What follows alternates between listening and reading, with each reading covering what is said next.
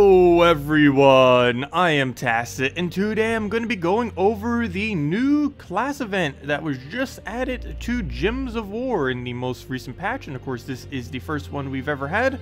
This will basically be broken down into three sections, one actually going over the class event, next going over the class itself, and then going over some teams that use the hero class at various level ranges throughout the entire game.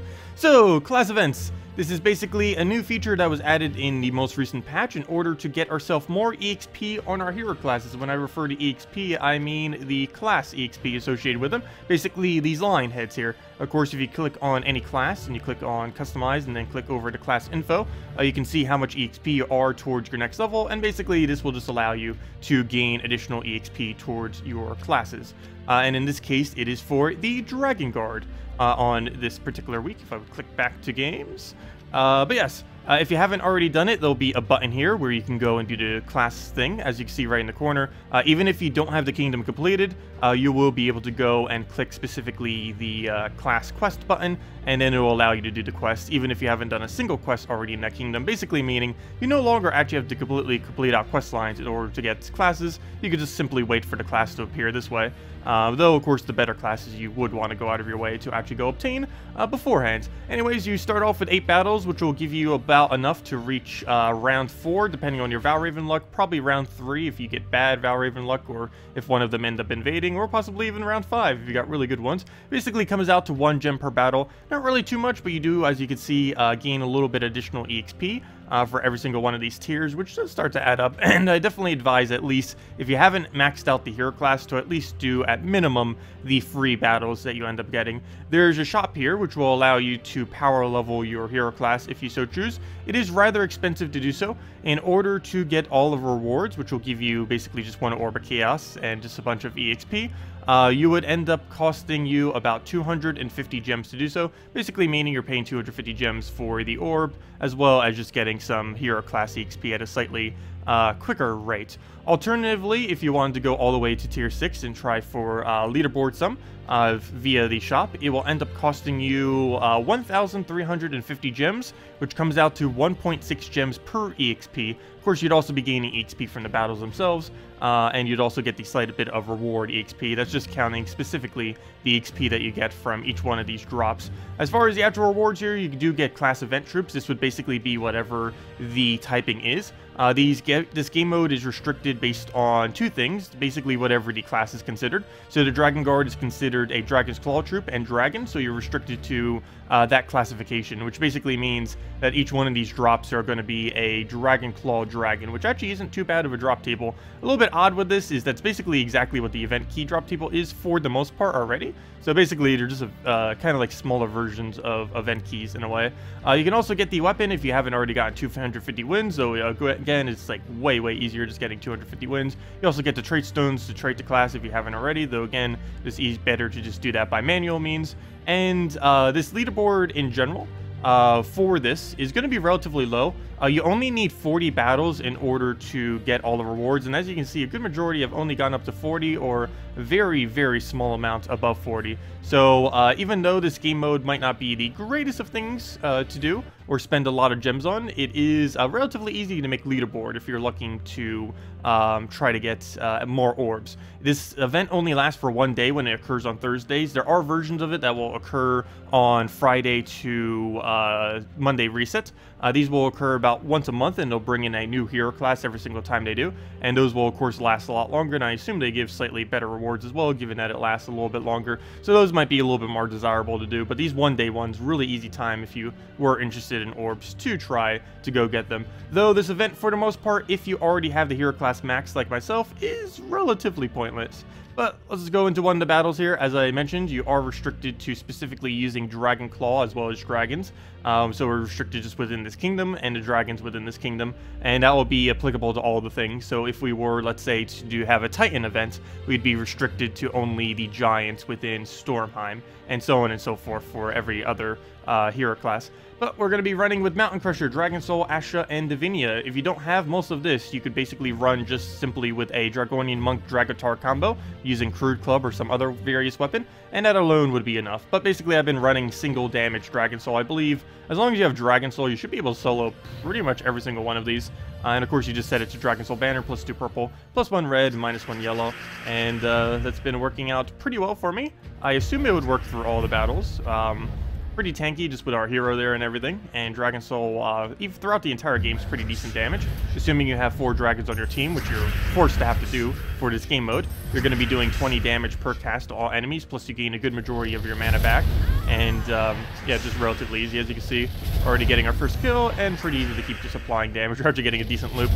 You do lose 1 point per troop that you do lose within this game mode, though I haven't lost a single troop yet, and even if you do, I don't believe it makes too big of an impact, because that only really affects your leaderboard score. That doesn't affect your capability of getting the reward for all the little tier thingies. So it doesn't really matter too much if you do... Oh, really? 1 HP?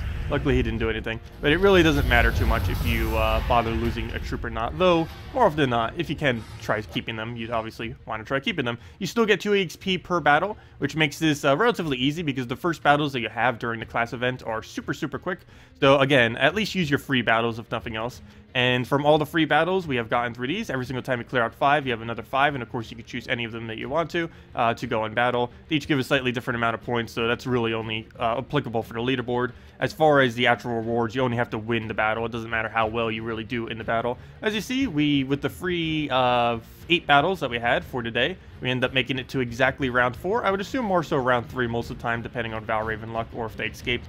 But yeah, we can just claim this, and as you can see, for all that we did here, we ended up getting an additional 50 Dragongaurd EXP, 10,000 gold, and 25 gems. Unfortunately to me, all this EXP is 100% pointless, and I personally, on any hero class that I have maxed, I won't even be touching this game mode, simply because it's just not worth it. But definitely, at least use your free battles if you don't have the hero class max. It's just some very quick EXP for it, and I definitely think it would be worth, at minimum, doing that. But unless you're trying for leaderboard, otherwise I wouldn't really bother going, because a good majority of these lower tiers, like if you were to only go to tier 3 in order to get all of the rewards, I don't really feel like that is worth it relative to the cost. But if you're going to go and try maxing out the hero class completely, I forget if I mentioned it earlier, but it requires, if you are interested in maxing a hero class via gems, it is insanely expensive, but the approximate cost is around 5,570, though do keep in mind you'd likely reach leaderboard, as well as you'd likely already have some EXP, plus you'll be getting EXP from the battles themselves. So really, I would say the overall cost would be more so towards 4,000 to 4,500 gems to fully max out any one hero class, which is, yeah, obviously a very, very high number to do, but you would basically have it maxed within a matter of seconds. So would it be worth doing? Probably not, but it would save you hours of time, specifically more towards about 30 to 40-ish hours, depends exactly how you're going about actually leveling your hero class. But for the most part, I would just stick with doing PvP Explore and stuff like that to level your hero classes. That many gems wouldn't be worth it to a good majority of players. But anyways, let's go into the actual hero class itself. So, Dragongaurd hero class. Is it good? Yes, it actually is a pretty decent hero class. It's the most consistent tanky hero class, as in it has 40% skull reduction, which is at this current moment in time the highest skull reduction any hero class has. Technically, there are hero classes that have 30% dodge, which against skull spam in other situations is tankier than this. And there are a few other hero classes that have like barrier every single time they take a brown, I believe it is, which technically in a way are tankier than this hero class too. But as far as just directly skull mitigation, when you're going like one skull against one skull, this is technically the tankiest class in that regard. It has a really nice benefit to all dragons, which is one of the reasons why it's actually quite popular to use, is it just gives 1 magic in life to all dragons every single time it extra turns, which is really potent, particularly since a good majority of dragons are quite magic dependent. As far as its actual perks, it's about mid-range, nothing too over the top, but for early game purposes, it's definitely not too bad. 5 attack off the very first one, just in PvP, and this does work in Guild Wars as well. It's actually a particularly good thing to use if you have Mountain Crusher first slot. If you have this hero class to double traits, it's a really, really good first slot if you on Brown Guild War Day, if you don't have a Gorgolfa, which on days like today, actually, if I'm not mistaken, is Brown Guild War Day. So technically today, if you didn't have a Gorgolfa and you had a double trait on this, you could use that as an alternative to Gorgolfa if you happen to have not have them fully traded yet. But he has that. As far as the next classification, generally these extra magic buffs are pointless to use because of their weapon restrictions, so just going immune to burning as well as fairy fire tends to be the way to go. There's a couple different good ones here, the main two being burn a random enemy when an ally dies. You can actually synergize this with Sunbird to basically get a burn every single time you cast Sunbird, which is pretty funny, but generally you just put it for the quick barrier just to make sure that you can resist one hit. Particularly good in Guild Wars again as well, since you'd be able to protect your score slightly by taking no damage for one single hit. Other than that, it has a really decent trait of basically what final trait of Carnex is. 20% of its armor becomes additional damage, and combined with the fact that it has the barrier there, will help protect its armor for a little bit longer. So that's pretty nice. Other than that, you can also get a Firestorm at the start of battle, which of course is decent if you're going more towards a red spam kind of way. If you're going like a brown-red banner and you wanted to go synergize this, with a +1 to your red as well, combined with the Firestorm. This would synergize pretty well with a Dragon Soul, since you'd only need 2 red surges to reach full mana.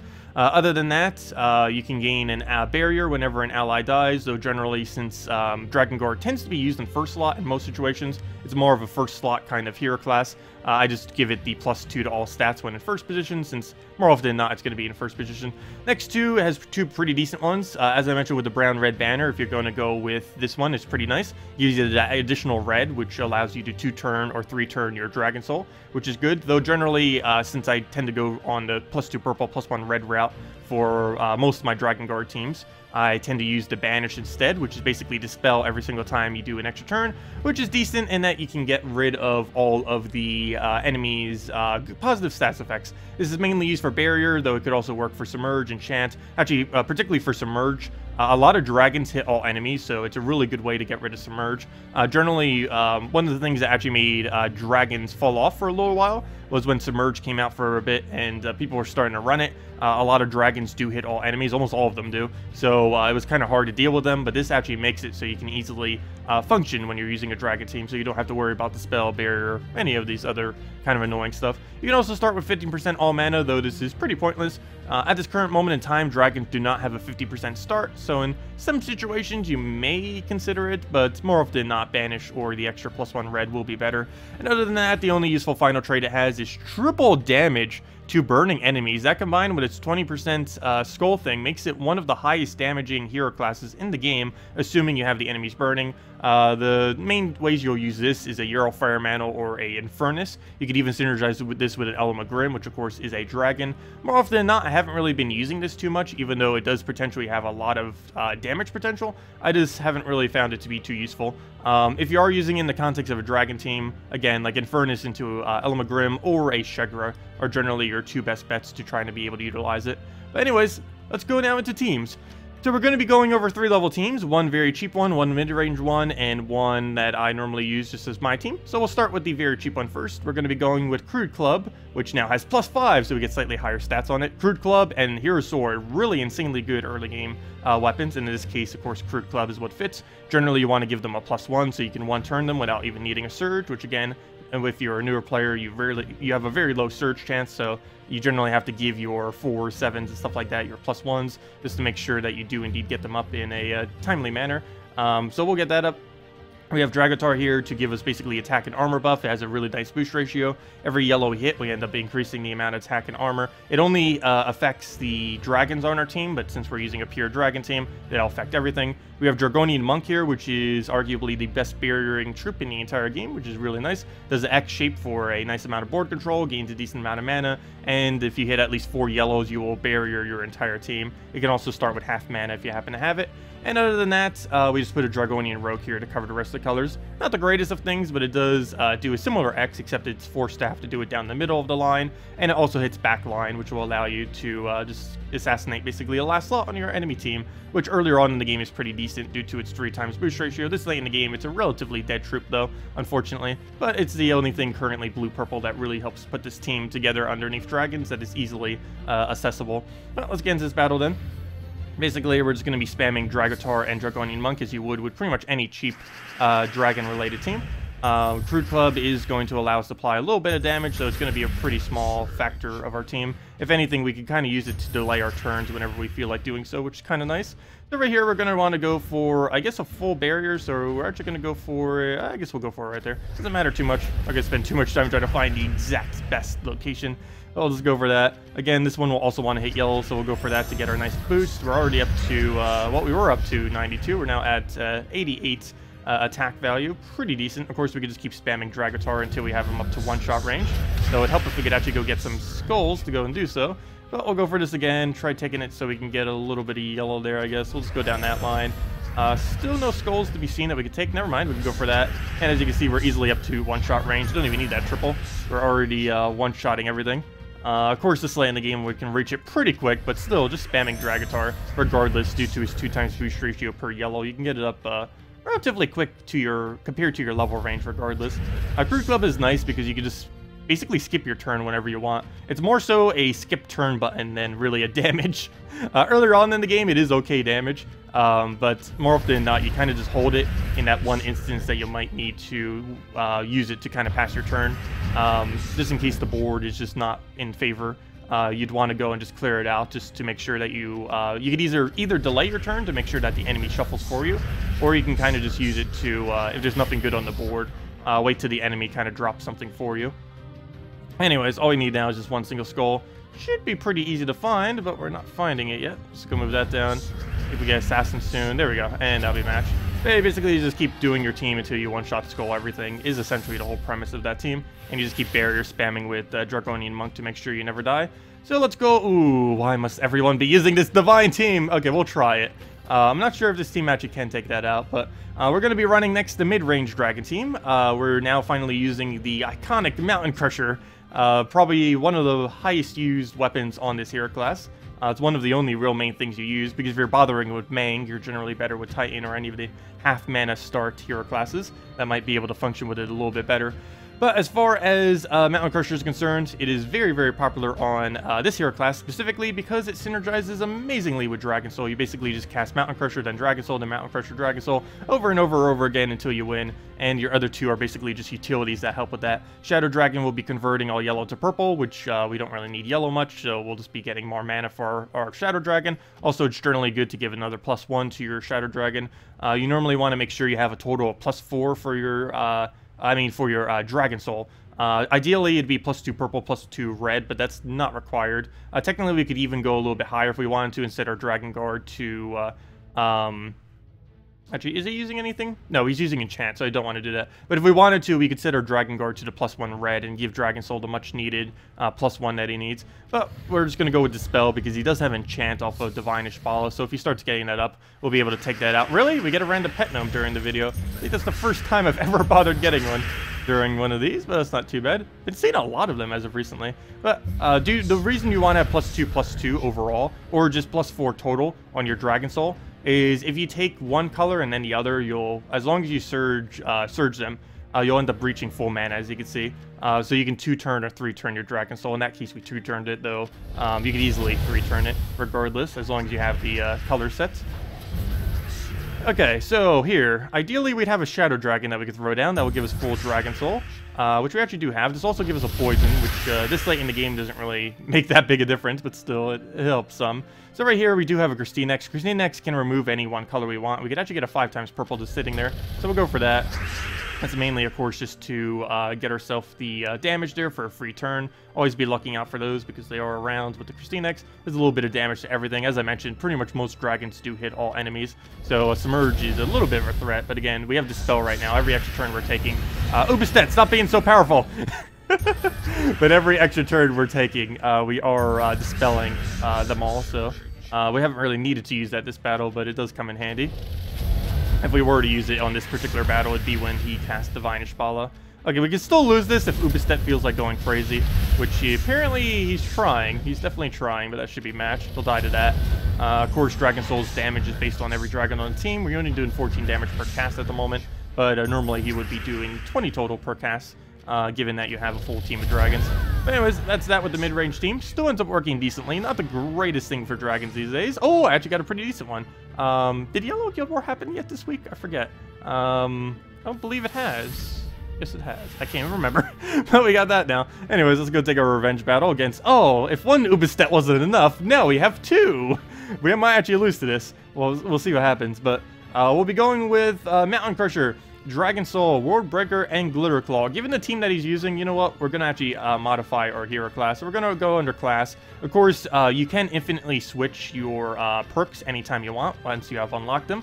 And we're going to go to the +1 red here just because I feel like that would actually be more useful in this case. I almost feel like going Inspiration too, but let's see. You know what? I haven't really used the 15% mana starter and all. Generally, I would consider this to be like pretty bad. But, you know what? Let's just go for it for once. We'll see what happens. We already had the pluses that we need, so we'll give it a shot. See if that gives us a nice little quick start to maybe get Dragon Soul up. You know what? That's not going to make any difference. We're going to go with the +1 red. You know what? Never mind. Yeah, we'll stick it with +1 red. I still feel like that's going to be useless. Too bad we don't have a half mana start on all dragons. That would be so insanely good. But let's get into this. Hopefully Ubistet won't completely troll us right now, which he probably will. Double Ubistet's actually ridiculous right now. All it does is basically guarantee double kill per cast he does. Easiest way to kind of negate it if you really wanted to go out of your way is barrier spam. But you'd have to go out of your way to basically make sure you have barrier spam. Then again, I guess technically we could have gone out and brought out the Dragonian Monk to this team. Dragonian Monk, as I mentioned, is a pretty decent troop. Maybe we should have went for that 15% mana. Ha! No, actually 15% mana only would have been 2, so we're still 1 mana short. It only gives like 1 to 2 mana most instances, unless it's like a mythic. Like that, it would probably give like 3 or 4, but most instances it's only about 1 or 2 mana. Anyways, he has Ubistet. I believe that is not enough damage. And with that being said, as long as he doesn't kill us right now, we should be okay. Right now I'm looking for Glitter Claw alignment. Glitter Claw will allow us to Fairy Fire all enemies, which is pretty useful. Okay, he doesn't get the kill. If he does that again, we lose. But as long as we can win before then. So we have Glitter Claw alignment, which feeds into World Breaker, which then gives us that. We then keep spamming World Breaker. We keep throwing Glitter Claw back into it, and we basically just win off of gigantic casts, as you can see. He might have big casts, but so do we. And then we just throw Dragon Soul for board clear, more so for the mana generation than the damage it does. The damage is basically just a side effect in this case, in the context of this team. But that is basically what it looks like with this. And to my knowledge, it is the strongest possible Dragon team in the entire game. You can also replace out last slot with Christine X. You can also end up replacing out last slot with Shikara even, if you really wanted to, so that you can get burns for your hero class. But yeah, that's pretty much all the ways that you can use a Dragongaurd. Definitely one of the better hero classes out there. Not one of the absolute best, but it's really decent with dragons. So if you're planning on running dragons a lot, that is the hero class for you. But anyways, guys, that is the new class event. If you still have any other questions about it, or the Dragongaurd class in general, or any teams, feel free to leave it in the comment section below. Thank you all so much for watching, and have a wonderful day. Goodbye, everyone.